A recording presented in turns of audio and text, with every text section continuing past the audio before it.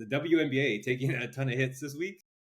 Starts with Shane Gillis, and now there's memes about how like the women are like, "Pay us what you owe us," but they're owed negative $40 million per year that the WNBA makes. So it's been a tough week. I also really want Caitlin Clark to beat the shit out of Kelsey Plum on the court. Kelsey Plum is Drake. Kelsey Plum is Drake, and Caitlin Clark is Kendrick, because Plum just keeps on throwing shade at her, and it's just nonsense. I'm not out on KP.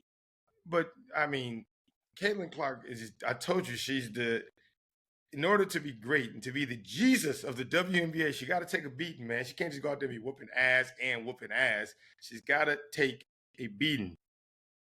And she's doing it. And we had talked about this too on last podcast.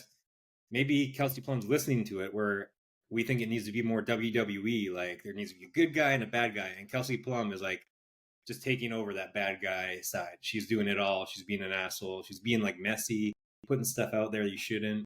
She's like the most petty athlete on earth. She's a Drake women at WNBA. Do they want equal pay, but they're making is that the thing? Because I heard that's not as accurate. I heard what they bring in is a lot, but I heard they have to. They just start flying like on commercial. I mean, they just stopped flying commercial. They were flying like regular. You'd be on, if you was on a Southwest flight, you'd be sitting next to Brittany Griner. Now they got their own plane. So like life is getting better, but they still want more, huh? I think they're making, let's call it 300 million, or like the revenues are 300 million or 300 billion, whatever number it is, 300 million, but they're still operating like a $40-50 million loss per year, which makes sense because even operating an arena, the cost to staff it, to have security, to like, there's a million costs that you never know go into just turning the building's lights on.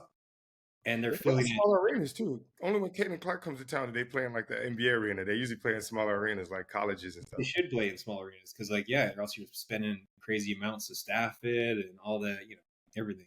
That's what I'm gonna start doing. I'm gonna just, every time you get a first date, you just take her to a WNBA game, and if she don't like it, you're like, you're sexist. You don't like women, woman hater. Y'all don't deal with bigots.